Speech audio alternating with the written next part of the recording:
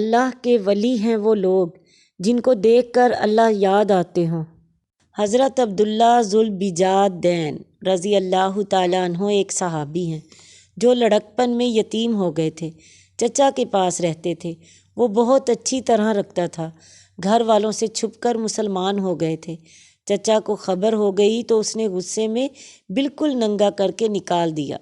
ماں بھی بیزار تھی، لیکن پھر ماں تھی، ایک موٹی سی چادر ننگا دیکھ کر دے دی، جس کو انہوں نے 2 ٹکڑے کر کے ایک سے سطر ڈھکا، دوسرا اوپر ڈال لیا۔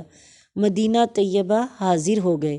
حضور صلی اللہ علیہ وسلم کے دروازے پر پڑے رہا کرتے تھے اور بہت کثرت سے بلند آواز کے ساتھ ذکر کرتے تھے۔ حضرت عمر رضی اللہ تعالیٰ عنہ نے فرمایا کہ کیا یہ شخص ریاکار ہے کہ اس طرح ذکر کرتا ہے؟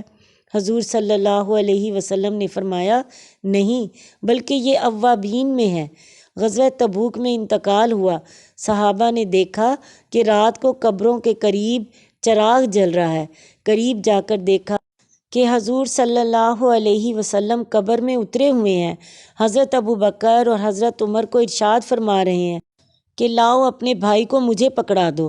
دونوں حضرات نے نعش کو پکڑا دیا۔ دفن کے بعد حضور صلی اللہ علیہ وسلم نے فرمایا اے اللہ، میں اس سے راضی ہوں، تو بھی اس سے راضی ہو جا۔ حضرت ابن مسعود رضی اللہ تعالیٰ عنہ فرماتے ہیں کہ یہ سارا منظر دیکھ کر مجھے تمنا ہوئی کہ یہ نعش تو میری ہوتی۔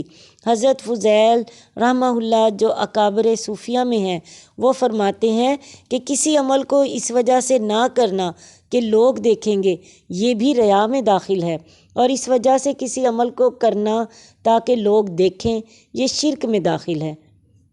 ایک حدیث میں آیا ہے کہ بعض آدمی ذکر کی کنجیاں ہیں کہ جب ان کی صورت دیکھی جائے تو اللہ کا ذکر کیا جائے، یعنی انہیں دیکھ کر ہی، صورت کو دیکھ کر ہی اللہ کا ذکر یاد آ جائے۔